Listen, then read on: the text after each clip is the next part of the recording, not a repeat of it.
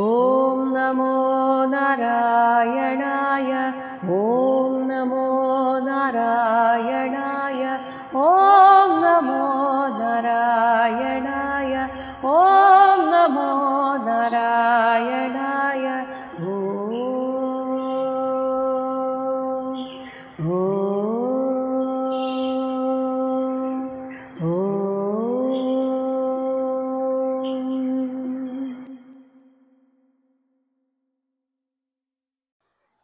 ശ്രീമദ് മഹാഭാഗവതം ഷഷ്ഠസ്കന്ധം ഏകാദശോ അധ്യായഃ. 11ാമത്തെ അധ്യായത്തിൽ വൃത്രാസുരന്റെ ഇന്ദ്രനോടുള്ള സാരവചനങ്ങളാണ്. കഴിഞ്ഞ അധ്യായത്തിന്റെ അവസാനം തന്നെ നമ്മൾ കണ്ടു എത്രമാത്രം ജ്ഞാനിയാണ് വൃത്രാസുരൻ. പറയുമ്പോൾ ഒരു അസുരനാണ്, ആസുരിക ജന്മമായിട്ടാണ് കണക്കാക്കപ്പെടുന്നതെങ്കിലും ആ വൃത്രാസുരന്റെ ഉള്ളിലുള്ള ധർമ്മബോധവും നീതിബോധവും അറിവും അത് എത്രത്തോളം ഉണ്ടെന്ന് പ്രകടമാക്കുന്ന ചില വാക്കുകളാണ് ഈ ഒരു അധ്യായത്തിൽ ഏതാനും ശ്ലോകങ്ങളിലൂടെ പറയുന്നത്.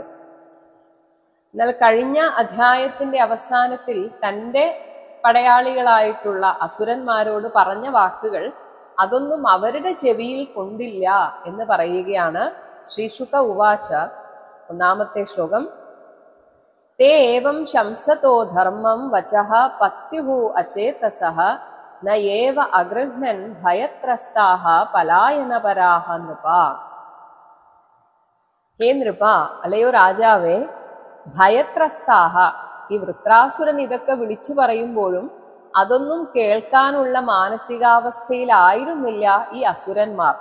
അവർ ഭയത്രസ്താഃ, ഭയം കൊണ്ട് നടുങ്ങി, പലായനപരാഹ, എങ്ങനെയെങ്കിലും ഓടി രക്ഷപ്പെടുക എന്നതിൽ മാത്രം തൽപരരായി, അചേതസഹ, അതുകൊണ്ട് തന്നെ മനസ്സൊക്കെ കൈവിട്ടുപോയിരുന്ന ഒരവസ്ഥയിലായിരുന്നു തേ, ആ അസുരന്മാർ.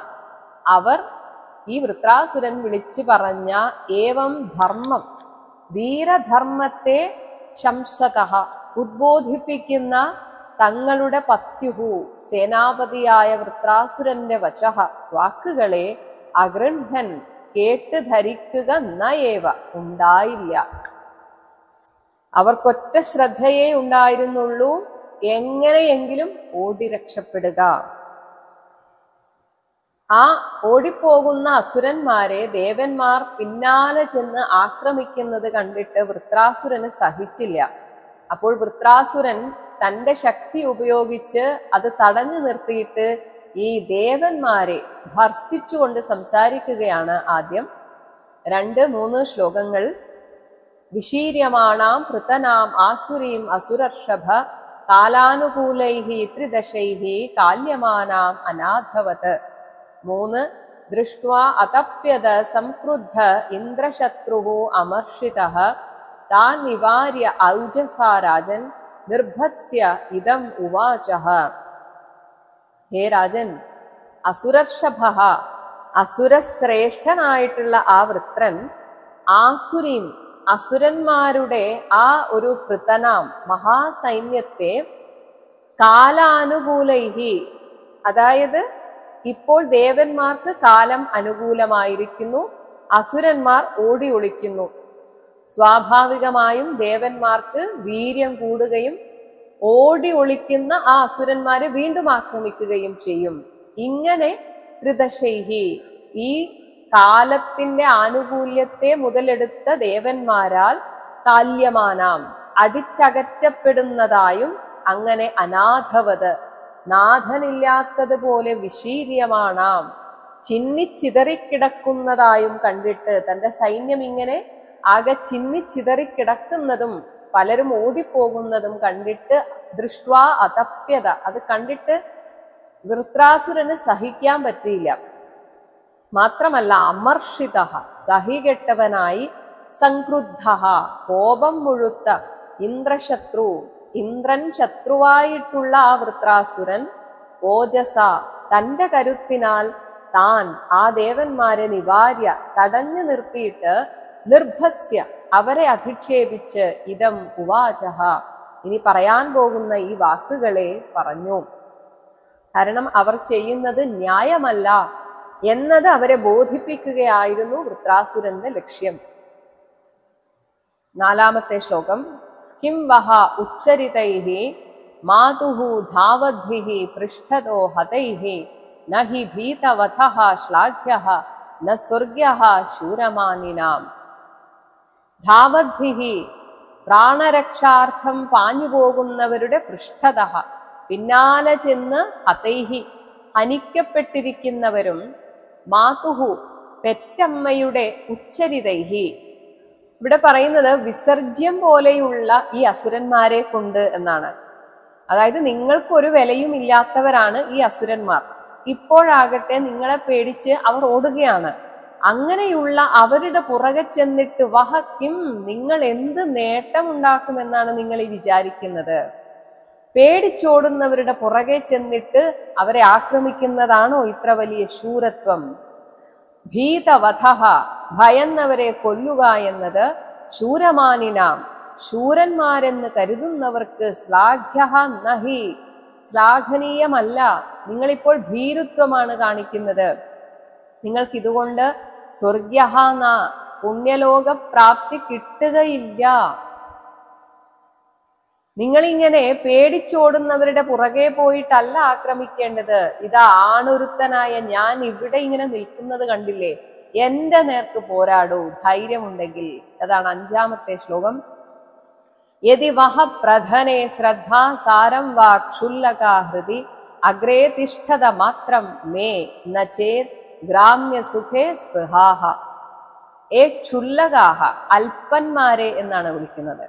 വഹ, നിങ്ങൾക്ക് പ്രധനെ, യുദ്ധത്തിലാണ് ശ്രദ്ധ, താല്പര്യം, യതി, എങ്കിൽ മാത്രമല്ല ശരിക്കും വീരന്മാരെ പോലെ യുദ്ധം ചെയ്യാൻ ഹൃദി, നിങ്ങളുടെ ഉള്ളിൽ സാരം വാ, ധൈര്യമുണ്ടെങ്കിൽ, മേ അഗ്രേ, എന്നോട് നേർക്ക് നേർ നിന്ന് മാത്രം കുറച്ചു നേരം ഒന്ന് തിഷ്ഠത, എന്റെ നേർക്ക് എന്റെ കണ്ണിൽ വന്ന് നോക്കി നിൽക്കൂ, അതിന് ധൈര്യമുണ്ടോ എന്നാണ് വൃത്രാസുരൻ ചോദിക്കുന്നത്. അങ്ങനെ നിങ്ങളെ കൊണ്ട് പറ്റില്ല എന്ന ചെയ്ത്, അങ്ങനെ അല്ല എങ്കിൽ, നിങ്ങൾക്ക് എന്റെ നേരെ നിൽക്കുവാൻ ശക്തിയില്ല എങ്കിൽ, ഗ്രാമ്യസുഖേ, നിങ്ങൾ ഇപ്പോഴും ഈ ലോക സുഖാനുഭവത്തിൽ സ്പൃഹാഹ, ആഗ്രഹമുള്ളവരാണ്, അല്ലാതെ നിങ്ങളെ കൊണ്ട് വേറെ ഒന്നിനും കൊള്ളില്ല. നിങ്ങൾ ഇങ്ങനെ ഭീരുക്കളായി ഓടുന്നവരുടെ പുറകെ പോയിട്ട് ശക്തി തെളിയിക്കാൻ പോകുന്നു. അതിലെന്ത് ശൂരതയാണുള്ളത്, എന്ത് വീരതയാണുള്ളത്?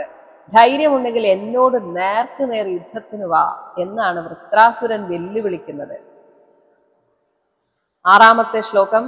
ഏവം സുരഗണാൻ ക്രുദ്ധോ ഭീഷയൻ വപുഷാ റിപൂൻ വ്യനദത് സുമഹാപ്രാണോ യേന ലോകാഹ വിചേതസഃ. ഏവം, ഇങ്ങനെ പറഞ്ഞിട്ട്, ക്രുദ്ധഃ, അരിശം മുഴുത്ത, സുമഹാപ്രാണഃ, ആ മഹാബലശാലിയായിട്ടുള്ള വൃത്രാസുരൻ, വപുഷ, ആകാരം കൊണ്ട് തന്നെ, റിപൂൻ, ശത്രുക്കളായ, അതായത് ആസുരികമായ അവരുടെ രീതികളും അവരുടെ രൂപഭാവങ്ങളും വേറെയാണ്. അതിന് നേരെ വിപരീതമാണ് ഈ ദേവഗണങ്ങൾ. അതുകൊണ്ടാണ് ആകാരം കൊണ്ട് തന്നെ റിപൂൻ, ശത്രുക്കളായ സുരഗണാൻ, ദേവഗണങ്ങളെ ഭീഷയൻ, ഭയപ്പെടുത്തിക്കൊണ്ട്, വ്യനത, ഗംഭീരമായിട്ട് അവിടെ നിന്ന് അങ്ങോട്ട് അലറി. ഇത് കേട്ടതും ഏന ലോകാഹ, ലോകവാസികൾ ഒന്നടങ്കം, വിചേതസഃ, നഷ്ടപ്രജ്ഞരായി ഭവിച്ചു. 7-ാമത്തെ ശ്ലോകം. തേന ദേവഗണാഹ സർവേ വൃത്ര വിസ്ഫോടനേന വൈ നിപേതുഹു മൂർച്ഛിതാ ഭൂമൗ യഥായേവ അശനിന ഹതാഹ.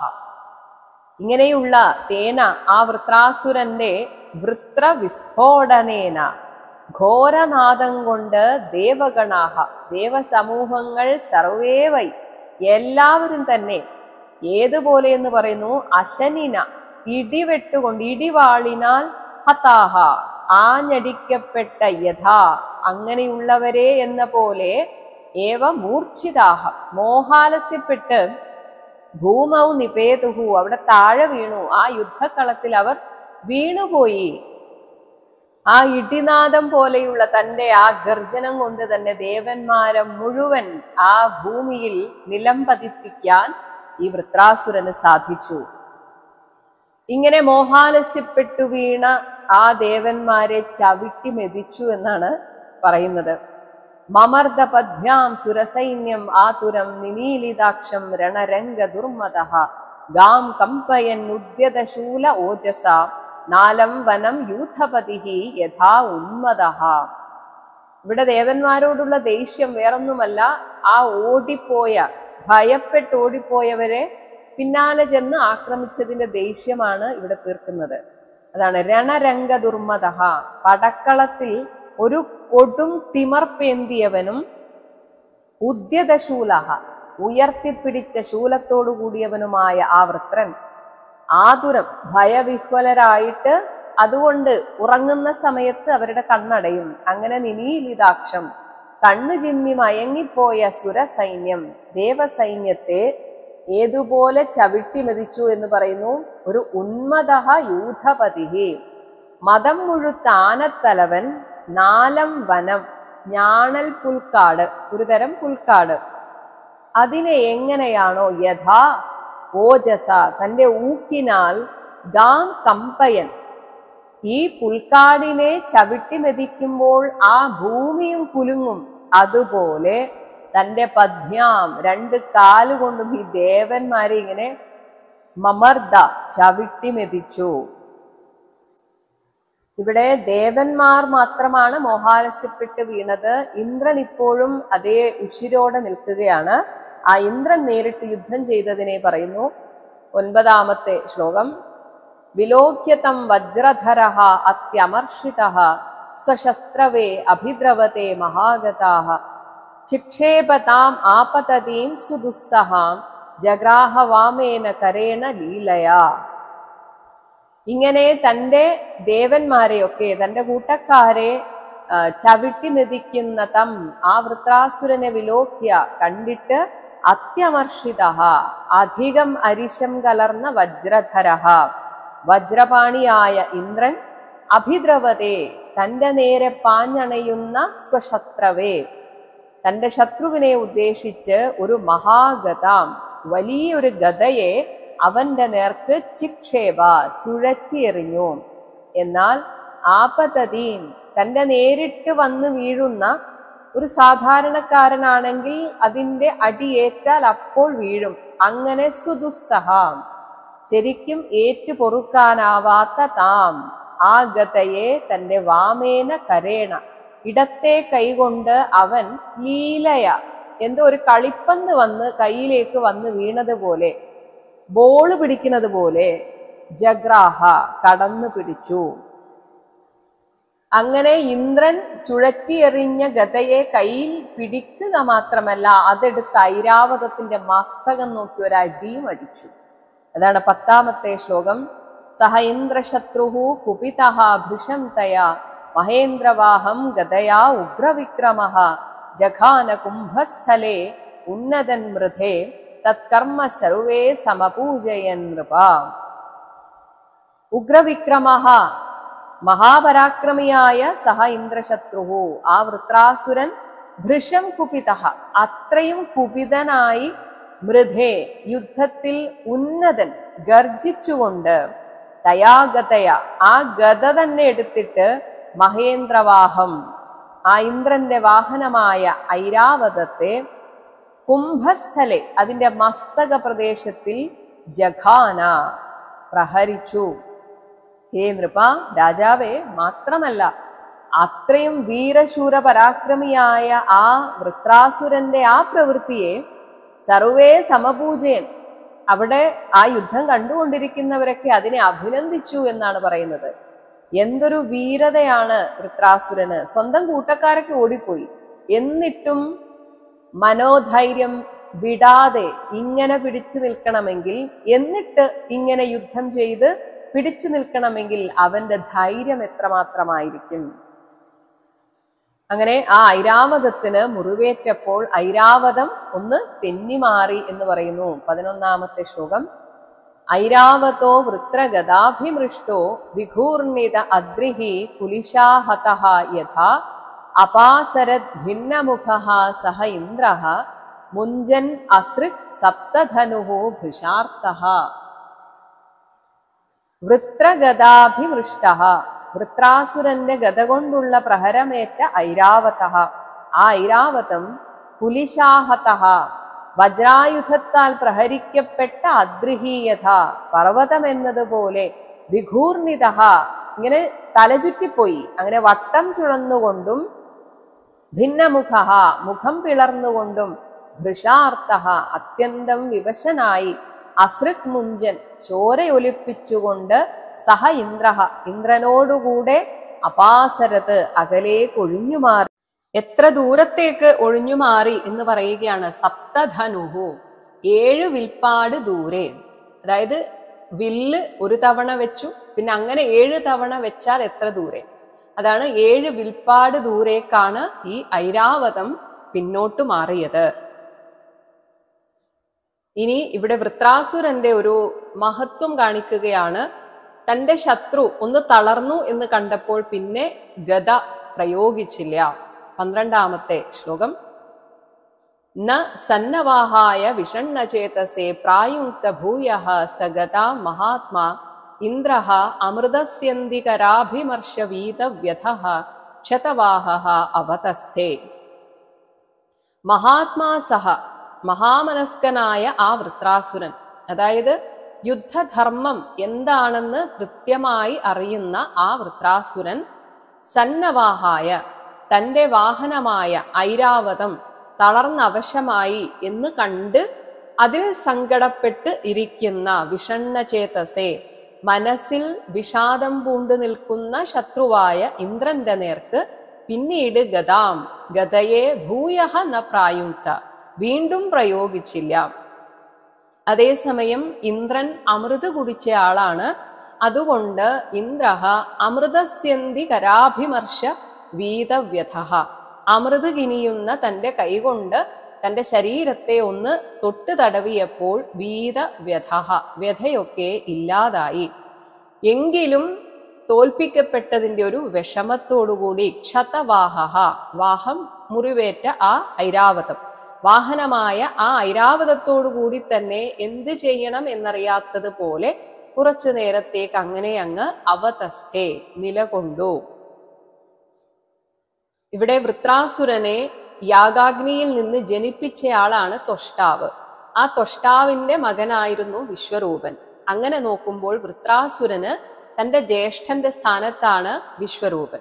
ആ വിശ്വരൂപനെ ഒരു കാരണവുമില്ലാതെ ഇന്ദ്രൻ വധിച്ചതിൻ്റെ ദേഷ്യം നന്നായിട്ട് ഈ വൃത്രാസുരനുണ്ട്. പക്ഷെ ആ ദേഷ്യത്തെ പൊട്ടിച്ചിരിയാക്കി മാറ്റിയാണ് ഇനി പരിഹസിക്കുന്നത് വൃത്രാസുരൻ.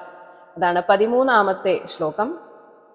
സഹതം നൃപേന്ദ്ര ആഹവകാമ്യയാ റിപും വജ്രായുധം ഭ്രാതഹണം വിലോക്യ സ്മരൻശ്ച തത് കർമ്മ നൃശംസം അംഹഃ ശോകേന മോഹേന ഹസൻ ജഗാദ.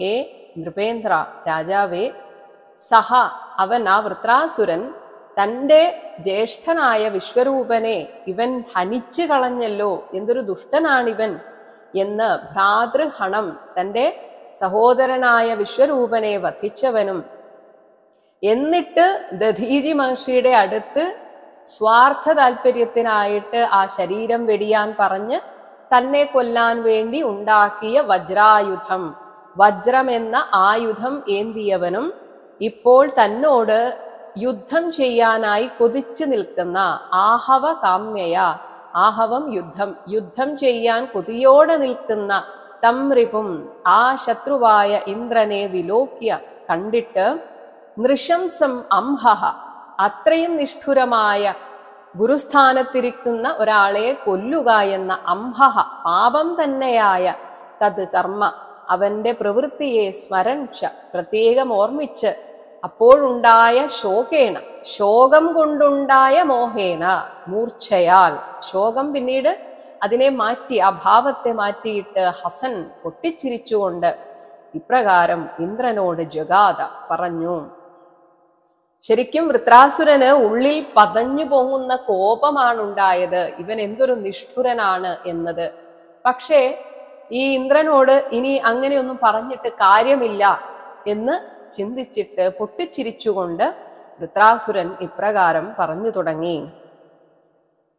വൃത്ര ഉവാച 14-ാമത്തെ ശ്ലോകം. ദിഷ്ട്യാ ഭവാൻ മേ സമവസ്ഥിതോ റിപുഹു യഹ ബ്രഹ്മഃ ഗുരുഃ ഭ്രാതൃഃ ച ദിഷ്ട്യാ അനൃണഃ അദ്യ അഹം അസത്തമാ ത്വയാ മച്ഛൂല നിർഭിന്ന ദൃഷധൃതാ അചിരാത്. ഇവിടെ ഇന്ദ്രന് എന്തൊക്കെ തെറ്റുകളാണ് ചെയ്തത് എന്ന് പറയുന്നു. യഹ യാതൊരു നീ ബ്രഹ്മഃ ഒരു ബ്രാഹ്മണോത്തമനായിട്ടുള്ള ഒരാളെയാണ് കൊന്നത്, അതുകൊണ്ട് ബ്രഹ്മഘാതകനാണ്. നിന്റെ ഗുരുസ്ഥാനത്തിരുന്ന ആ വിശ്വരൂപനെയാണ് നീ കൊന്നത്, അതുകൊണ്ട് ഗുരുഹ ഗുരുഘാതകനാണ്. ഇനി അദ്ദേഹം എൻ്റെ ജ്യേഷ്ഠനായിരുന്നു. അങ്ങനെ ഭ്രാതൃഹ എൻ്റെ ഭ്രാതാവിനെ കൊന്നവനും ആയിട്ടുള്ള ആ താങ്കളിതാ മേ റിപുഹു എൻ്റെ ശത്രുവായിട്ടിങ്ങനെ സമവസ്ഥിത എൻ്റെ മുന്നിൽ വന്ന് നിൽക്കുന്നു. ആ കാലത്തിന്റെ നിയതിയെക്കുറിച്ച് ഞാനിപ്പോൾ സന്തോഷിക്കുന്നു. ദിഷ്ട്യാ നന്നായി നന്നായി, എനിക്ക് നിന്നോട് പ്രതികാരം ചെയ്യാൻ ഒരു അവസരം ആ കാലം തന്നുവല്ലോ. എടോ അസത്തമ മഹാദുഷ്ട മച്ഛൂല നിർഭിന്ന ദൃഷധൃത എന്റെ ശൂലത്താൽ കുത്തിപ്പിളർക്കപ്പെട്ട ശിലാഹൃദയത്തോടു കൂടിയ ത്വയാ നിന്നെക്കൊണ്ട് അദ്യ അഹം ഇന്ന് ഞാൻ അചിരാത് വൈകാതെ തന്നെ അനൃണഃ നൃണഃ എന്നാൽ കടമുള്ളവൻ, എന്റെ ജ്യേഷ്ഠനെ കൊന്ന കടമുള്ളവനാണിപ്പോൾ നീ. അങ്ങനെയുള്ള നിന്നെ അനൃണഃ ആ കടമില്ലാത്തവനാക്കി തീർക്കും എന്ന് വെച്ചാൽ നിന്നെ ഞാൻ ഇന്ന് തീർത്തേക്കും. ദിഷ്ട്യ ഒരു തരത്തിൽ അതും നല്ലത് തന്നെ. അങ്ങനെ നിന്റെ മഹാപാപത്തിനുള്ള ആ കടം നീ തന്നെ വീട്ടുക. വീണ്ടും ഇന്ദ്രനെ ആ ചെയ്ത തെറ്റ് ഓർമ്മിപ്പിക്കുകയാണ്. യഹ നഹ അഗ്രജസ്യ ആത്മവിദഃ ദ്വിജാതേഹേ ഗുരോഹോ അപാപസ്യ ച ദീക്ഷിതസ്യ വിശ്രഭ്യ ഖഡ്ഗേന ശിരാംസി അവൃശ്ചത് പശോഹോ ഇവ അകരുണഃ സ്വർഗകാമഃ. ആത്മവിദഃ ആത്മജ്ഞാനിയും ദ്വിജാതേഹേ ബ്രാഹ്മണനും ഗുരോഹോ ഗുരുവും അപാപസ്യ ഒരു തെറ്റും ചെയ്യാത്തവനും ദീക്ഷിതസ്യ യാഗദീക്ഷയെടുത്ത് നിങ്ങൾക്ക് വേണ്ടി ആ യാഗദീക്ഷ എടുത്തിരുന്നവനും കൂടിയായ നഹ ഞങ്ങളുടെ, അതായത് എൻ്റെ എന്നർത്ഥം, എൻ്റെ അഗ്രജസ്യ നമ്മുടെ ജ്യേഷ്ഠന്റെ ശിരാംസി 3 ശിരസ്സുകളെ വിശ്രഭ്യ അവനിൽ ഒരു വിശ്വാസം ഉണ്ടാക്കി വെച്ച് വിശ്വാസവഞ്ചനയാണ് നീ ചെയ്തത്. അങ്ങനെ സ്വർഗകാമഹ സ്വർഗാർത്ഥിയായ നീ പശോഹോ ഇവ ഒരു ഗുരുവാണ് എന്ന് മറന്നിട്ടൊരു ബലിമൃഗത്തിൻ്റെതുപോലെ അകരുണഃ നിഷ്കരുണനായ യഹ യാതൊരുവനായ നീ ഖഡ്ഗേന അവൃശ്ചത് വാളുകൊണ്ട് വെട്ടിയറുത്തു. നീ ഓർക്കുന്നുണ്ടോ നീ ചെയ്ത ആ മഹാപാപത്തിന്റെ അക്രൂരത എന്താണെന്ന് നീ ഓർക്കുന്നുണ്ടോ ഇന്ദ്ര എന്ന് ചോദിക്കുന്നു. 16-ാമത്തെ ശ്ലോകം. ഹ്രീ ശ്രീ ദയാ കീർത്തിഭിഹി ഉജ്ജിതം ത്വാം സ്വകർമ്മണ പുരുഷാദൈഃ ച ഗർഹ്യം കൃച്ഛ്രേണ മച്ഛൂല വിഭിന്നദേഹം അസ്പൃഷ്ടവന്യം സമദന്തി ഗൃധ്രാഹ. തെറ്റ് ചെയ്യാൻ നിനക്കൊരു ലജ്ജയും ഉണ്ടായില്ല. അതാണ് ഹ്രീ. പിന്നെ നിന്റെ ഈ ഐശ്വര്യം അതില്ലാതാകുമെന്ന് നീ ഓർത്തില്ല. ദയാ കീർത്തിഭിഹി ഇങ്ങനെ ലജ്ജയാലും ഐശ്വര്യത്താലും ദയയാലും കീർത്തിയാലും ഉജ്ജിതം ഉപേക്ഷിക്കപ്പെട്ടവനായി നീ. കാരണം നീ അത്രയും ക്രൂരമായ ഒരു കൊലപാതകമാണ് ചെയ്തത്. അങ്ങനെയുള്ള സ്വകർമ്മണ നിന്റെ ഈ കർമ്മങ്ങളെ കൊണ്ട് നീ നരഭോജികളെ പോലും തോൽപ്പിച്ചിരിക്കുന്നു. അവർ പോലും ഇങ്ങനെ ചെയ്യില്ല. സ്വന്തം ഗുരുവിനെ കൊല്ലുക എന്ന ഇത്രയും കുത്സിതമായ കർമ്മം നിന്ദനീയമായിരിക്കുന്ന, അതാണ് പുരുഷാദൈഹി എന്നാൽ നരഭോജികളാൽ പോലും ഗർഹ്യം, അവർ പോലും ചെയ്യാൻ മടിക്കുന്ന ആ കർമ്മം ചെയ്ത ത്വാം നിന്നെ കൃച്ഛ്രേണ വല്ലാത്ത വിധത്തിൽ അത്രയും ക്രൂരമായിട്ട് മച്ഛൂല വിഭിന്നദേഹം എന്റെ ശൂലം കൊണ്ട് കുത്തിക്കീറിയ ശരീരത്തോടു കൂടിയവനായും അസ്പൃഷ്ടവന്യം നിങ്ങളെ ദഹിപ്പിക്കാറില്ല, അതുകൊണ്ട് അഗ്നിസ്പർശം ഏൽക്കാത്തവനും ആയിരിക്കുന്ന നിന്റെ ശരീരത്തെ ഞാൻ കഴുകന്മാർക്കിട്ടുകൊടുക്കും. അങ്ങനെ അവർ അഗൃധ്രാഹ സമദന്തി നിന്നെ കൊത്തി വലിച്ച് തിന്നുന്നതാണ്. ഇനി നിന്നെ കൊല്ലുന്നതിൽ എന്നോട് യുദ്ധം ചെയ്യാൻ ആരെങ്കിലും വന്നാൽ അവരെയും ഞാൻ ബലി കൊടുക്കും. അതാണ് 17-ാമത്തെ ശ്ലോകം. അന്യേ അനു ഏതു ഇഹ നൃശംസം അജ്ഞാഹ യേ ഹി ഉദ്യത അസ്ത്രാഹ പ്രഹരന്തി മഹ്യം തൈഹി ഭൂതനാഥാൻ സഗണാൻ നിഷാദ ത്രിശൂല നിർഭിന്നകളൈഹി യജാമി.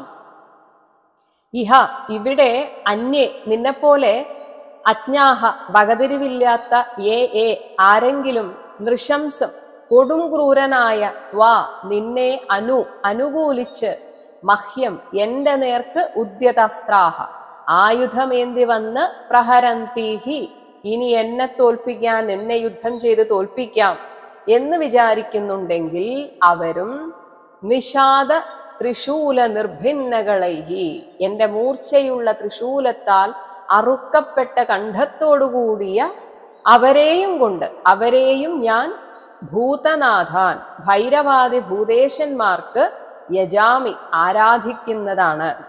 ഇവിടെ സഗണാൽ എന്ന് വെച്ചാൽ പരിവാര സമേതരായ ഭൂതനാഥന്മാർക്ക് ഈ നിന്നെ അനുകൂലിക്കുന്നവരെയും കൊന്നിട്ട് ഞാൻ ബലി കൊടുക്കുന്നതാണ്. ഇനി സ്വന്തം മരണത്തെ പേടിക്കാത്ത വൃത്രാസുരന്റെ ആത്മവിശ്വാസത്തെയാണ് ഇനി കാണിക്കുന്നത്. 18-ാമത്തെ ശ്ലോകം.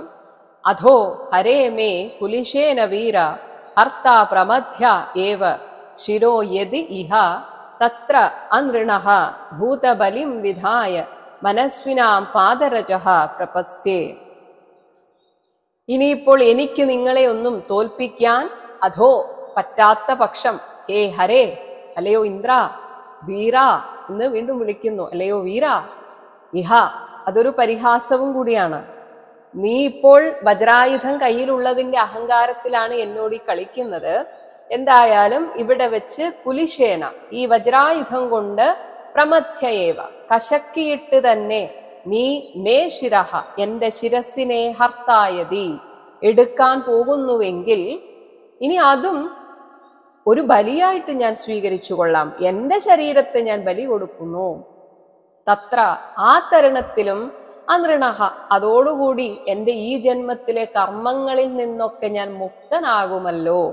അങ്ങനെ കർമ്മത്തിന്റെ കടപ്പാടിൽ നിന്ന് വിട്ട് എൻ്റെ ശരീരത്തെ ഭൂതബലിയായിട്ട് വിധാനം ചെയ്ത് മനസ്വിനാം എനിക്ക് മുന്നേ ഇതേപോലെ മരണമടഞ്ഞ ധീരാത്മാക്കളുടെ പാദധൂളിയെ പ്രപസ്യേ ഞാൻ പ്രാപിച്ചുകൊള്ളാം.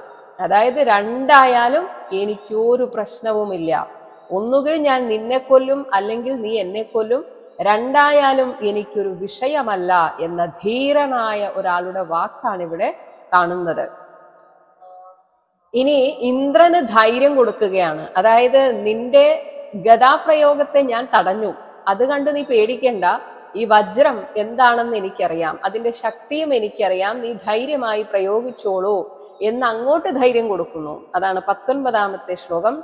സുരേഷ കസ്മാൻ നഹിനോഷി വജ്രം പുരസ്ഥിതേ വൈരിണി മൈ അമോഘം മാ സംശയിഷ്ഠ ന ഗദായിവ വജ്രം സ്യാദ് നിഷ്ഫലം കൃപണാർത്ഥായിവ യാജ്ഞാം. ഹേ സുരേഷ, ദേവരാജാവേ, പുരസ്ഥിതേ നിന്റെ മുൻവശത്ത് നിൽക്കുന്ന വൈരിണി ശത്രുവായ മൈ എന്നിൽ അമോഘം പാഴിലാകില്ല എന്ന് എനിക്ക് പോലും ഉറപ്പുണ്ട്. പാഴിലാകാത്ത വജ്രം, ആ വജ്രായുധത്തെ കസ്മാത്ത് നഹിനോഷി എന്താ നീ പ്രയോഗിക്കാത്തത്? നീ എന്തിനാണ് ഇങ്ങനെ മടിച്ചു നിൽക്കുന്നത്? മാ സംശയിഷ്ഠാഹ നീ സംശയിക്കണ്ട. നീ മുൻപ് എന്നിൽ പ്രയോഗിച്ച ഗദായിവ ഗദ പോലെ നിഷ്ഫലമാകുമെന്ന് പേടിച്ചിട്ടാണോ നീ ആ വജ്രായുധം കൊണ്ട് എന്നെ നിലം പരിശാക്കാത്തത്? അങ്ങനെയൊന്നും വിചാരിക്കേണ്ട. ഈ വജ്രായുധം എന്നത് വജ്രം കൃപണാർത്ഥ ലുബ്ധന്റെ അടുക്കൽ ചെയ്ത യാജ്ഞായിവ ധനാഭ്യർത്ഥന പോലെ നിഷ്ഫലം നസ്യാത് വ്യർത്ഥമാവുകയില്ല. ഞാൻ പറയുന്നു, എനിക്കറിയാം അതിന്റെ മഹത്വം. അപ്പോൾ അതിനിടയിൽ ഒരു ഉദാഹരണം പറഞ്ഞത്, ഈ ലുബ്ധന്റെ അടുക്കൽ പോയിട്ട് ഒരിക്കലും ധനാഭ്യർത്ഥന ചെയ്യരുത്.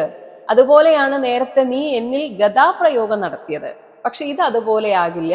ഇത് മഹാമനസ്കനായ ഒരാളുടെ അടുത്ത് പോയി ധനയാചന നടത്തിയാൽ അത് ഫലം കാണും എന്നതുപോലെ നീ വജ്രായുധം ധൈര്യമായിട്ട് എന്നിൽ പ്രയോഗിച്ചോളൂ, അത് നിഷ്ഫലമാവില്ല എന്ന് ഞാൻ ഉറപ്പു തരുന്നു.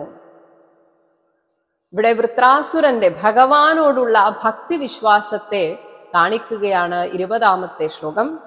നനു ഏഷഃ വജ്രഃ തവ ശക്ര തേജസ ഹരേഹേ ദധീജേഹേ തപസാ ച തേജിതഃ തേന ഏവ ശത്രും ജഹി വിഷ്ണുയന്ത്രിതോ യതോ ഹരിഹി വിജയഃ ശ്രീഹി ഗുണാസ്തതഃ.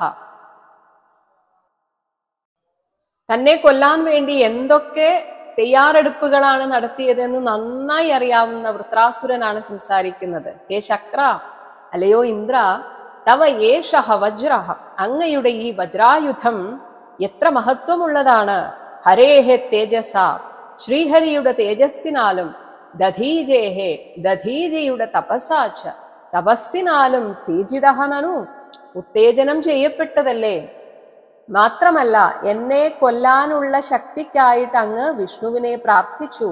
അങ്ങനെ വിഷ്ണുയന്ത്രിതഃ, വിഷ്ണുവിനാൽ പ്രേരിതനായ അങ്ങ്, തേനയേവ, അതേ ശക്തി കൊണ്ട്, അതേ ഊർജം ഉള്ളിൽ വെച്ചുകൊണ്ട് നിന്റെ ശത്രുവായ എന്നെ ശത്രും ജഹി, കൊല്ലൂ. എന്തിനാണ് ഇങ്ങനെ മടിക്കുന്നത്?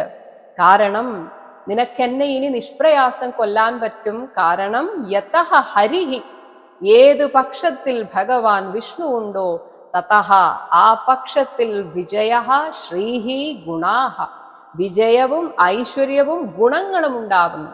ഇനി എന്തിനാണ് നീ മടിക്കുന്നത്? എന്നെ കൊല്ലാനായി പ്രത്യേകം തീർപ്പിച്ച ഈ വജ്രായുധം അത് ഹരിയുടെ തേജസ്സിനാലും ദധീജിയുടെ തപസ്സിനാലും അത്രയും തേജോയുക്തമാണ്, ഉഗ്രമാണ്. ധൈര്യമായിട്ട് പ്രയോഗിക്കൂ എന്ന് അങ്ങോട്ട് ആത്മവിശ്വാസം കൊടുക്കുകയാണ്. ഇവിടെ മരിക്കാൻ തിടുക്കം കൂട്ടി നിൽക്കുകയാണ് വൃത്രാസുരൻ. കാരണം മരിക്കാൻ പോകുന്നത് ഭഗവാന്റെ തേജസ്സുള്ള വജ്രായുധം കൊണ്ടാണ്. അതുകൊണ്ട് പറയുന്നു, ഒന്ന് വേഗം തിരക്ക് കൂട്ടുകയാണ്, ഞാൻ അതിനു വേണ്ടി കാത്തിരിക്കുന്നു, അതെന്നെ ഒരു സമാധി അവസ്ഥയിലേക്ക് എത്തിക്കും എന്ന് പറയുകയാണ്. 21-ാമത്തെ ശ്ലോകം. അഹം സമാധായ മനോ യഥാഹ സംഘർഷണഃ തച്ചരണാരവിന്ദേ ത്വദ് വജ്രരംഭോ ലുളിത ഗ്രാമ്യപാശോ ഗതിം മുനേഹേയാമി അപവിദ്ധലോകഃ. സംഘർഷണഃ, ഭഗവാൻ സംഘർഷണമൂർത്തിയായ മഹാവിഷ്ണു യഥാ ആഹ, അരുളിച്ചെയ്ത പ്രകാരം, അഹം, ഞാൻ, തച്ചരണാരവിന്ദേ, അവിടുത്തെ തൃപ്പാദകമലത്തിൽ, മനഃ, എൻ്റെ മനസ്സിനെ സമാധായ, നന്നായി ഉറപ്പിച്ച്, ആ തേജസ് ഉൾക്കൊള്ളുന്ന ത്വദ് വജ്രരംഭ ലുളിത ഗ്രാമ്യപാശഃ, നീ ആ വജ്രായുധം കൊണ്ട് എന്നെ ആക്രമിക്കുന്ന പക്ഷം എൻ്റെ എല്ലാ വാസനകളും ഇല്ലാതാകുമെന്ന് എനിക്കുറപ്പുണ്ട്. അങ്ങനെ അറ്റുപോയ വിഷയേച്ഛാ ബന്ധമുണ്ടാകുമ്പോൾ പിന്നെ എനിക്ക് കിട്ടുന്ന ഗതി എന്താണ്? ഒരു യോഗിയുടെ സദ്ഗതിയായിരിക്കും. അങ്ങനെ അറ്റുപോയ വിഷയേച്ഛാ ബന്ധത്തോടും അപവിദ്ധലോകഃ, ഈ ലോകത്തോടുള്ള എൻ്റെ എല്ലാ ആസക്തിയും ഇല്ലാത്തവനായി ഭവിച്ച് ഒരു മുനേഹേ, യോഗിയുടെ ഗതിം യാമി, ഒരു മുനിയുടെ സദ്ഗതിയെ ഞാൻ പ്രാപിക്കുന്നു, വേഗം അതൊന്ന് പ്രയോഗിക്കൂ എന്ന് തിരക്ക് കൂട്ടുകയാണ്.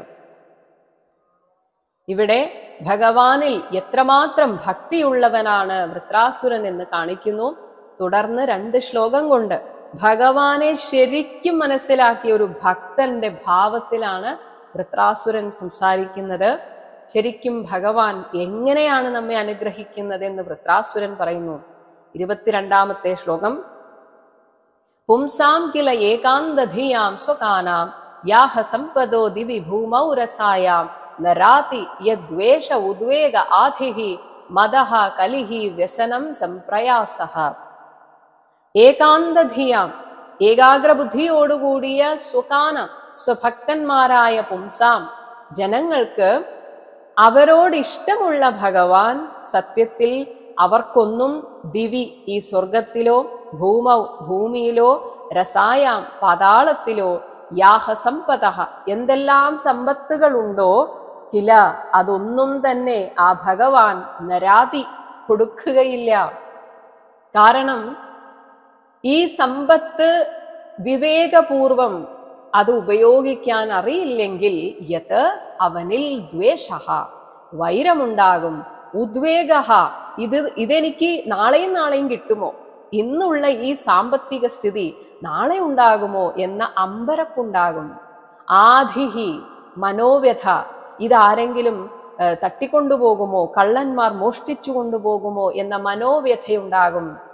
ഇതൊക്കെ വിവേകപൂർവം ഉപയോഗിക്കാൻ കഴിയില്ലെങ്കിൽ, അപ്പോൾ തൻ്റെ ഭക്തന്റെ മനസ്സ് നന്നായി അറിയാവുന്ന ഭഗവാൻ, അവൻ ഇതൊന്നുമില്ല, ഈ വിവേക ബുദ്ധി ഇല്ല എങ്കിൽ ഇതൊന്നും കൊടുക്കില്ല. കാരണം ഇതൊക്കെ ഉണ്ടാകും. അവന് ചിലപ്പോൾ അഹങ്കാരം ഉണ്ടായേക്കാം. എൻ്റെ കയ്യിൽ പണമുണ്ടല്ലോ എന്ന അഹങ്കാരം. അത് പിന്നീട് പലരുമായിട്ടുള്ള കലിഹി, വഴക്കിലേക്ക് അവനെ നയിക്കും. അതവന് വ്യസനം, ദുഃഖവും സംപ്രയാസഹ, മനപ്രയാസത്തെയും ഉണ്ടാക്കുമെന്ന് ഭഗവാന് തോന്നിയാൽ പിന്നെ അവന് പണം കൊടുക്കില്ല. തൻ്റെ ഭക്തന്റെ മനസ്സമാധാനമാണ് ഭഗവാന് ഇഷ്ടം. അതിന് അവൻ സദാ തന്നോട് ചേർന്നിരിക്കണം. പരാതി പറയാനായിട്ടാണെങ്കിലും ഭഗവാനേ ഭഗവാനേ എന്ന് വിളിച്ചുകൊണ്ടിരിക്കണം. അത് ആഗ്രഹിക്കുന്ന ഭഗവാൻ, പക്ഷേ വിവേകത്തോടെ അത് കൈകാര്യം ചെയ്യുന്നവർക്ക് ശരിക്കും വിരക്തി വന്നു എന്ന് തോന്നിയാൽ ഭഗവാൻ എല്ലാ ഐശ്വര്യവും കൊടുക്കും.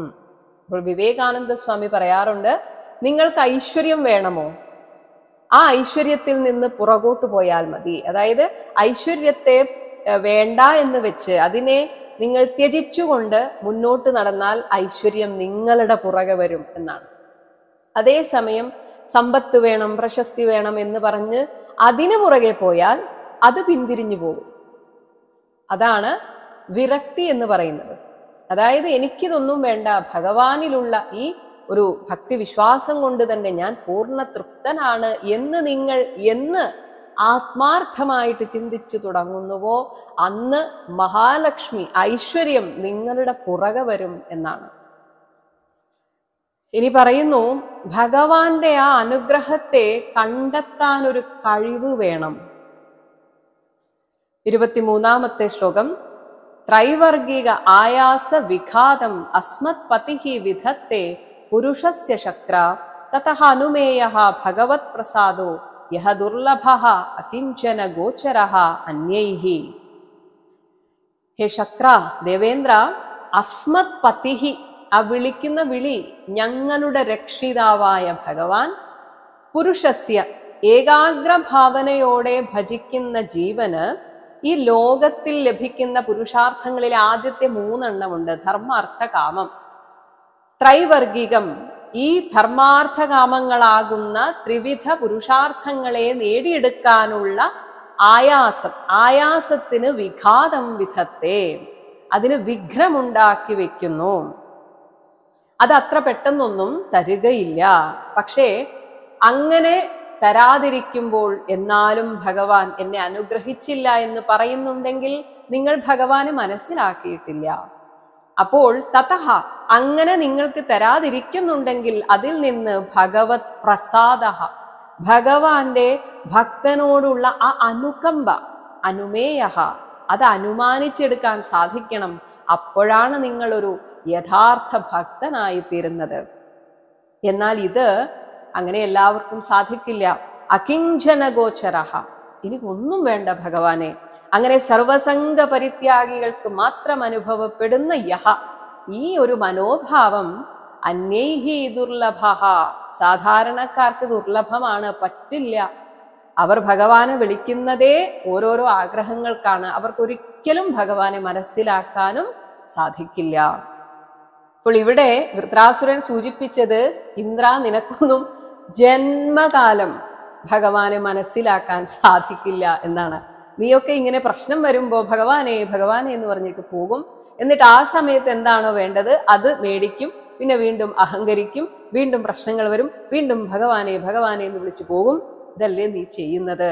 അതേസമയം എന്നെ നോക്കൂ എന്ന്, അതായത് ഞാൻ യഥാർത്ഥ ഭക്തന്റെ ആ മനോനിലയിൽ എത്തിയവനാണ്, അതുകൊണ്ട് നീ വജ്രായുധം കൊണ്ട് എന്നെ പ്രഹരിച്ചാലും എനിക്കൊരു പ്രശ്നവും ഇല്ല എന്ന് അത്ര മനോധൈര്യത്തോടെ പറയുന്നത് ഒരു അസുരനാണെന്നാണ് നമ്മൾ ഓർക്കേണ്ടത്. ഇനി ഭഗവാനോടുള്ള പ്രാർത്ഥനയാണ് വൃത്രാസുരന്റെ. 24-ാമത്തെ ശ്ലോകം മുതൽ 4 ശ്ലോകങ്ങൾ. അഹം ഹരേ തവ പാദൈകമൂലദാസാനുദാസോ ഭവിതാസ്മി ഭൂയ മനസ്മരേതാസു പദേർഗുണാസ്തേ ഗൃണീതവാ കർമ്മ കരോതു കായ.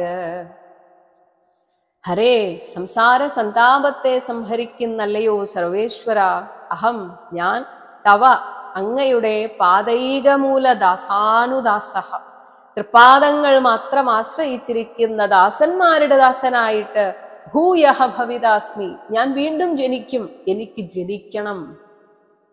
ഇങ്ങനെ ഒരു ഭക്തനായിട്ടാണെങ്കിൽ എനിക്ക് ഇനിയും ഇനിയും ജനിക്കണം. അസുപതേഹേ, ഞങ്ങളുടെ പ്രാണന്റെ നാഥനായ തേ ഗുണാൻ, അവിടുത്തെ ഗുണങ്ങളെ മനഃ സ്മരേത, എന്റെ മനസ്സ് സ്മരിക്കട്ടെ. വാക് ഗൃണീത, അങ്ങയെ കുറിച്ച് ഞാൻ ഇങ്ങനെ ഉച്ചരിച്ചു കൊണ്ടേയിരിക്കട്ടെ.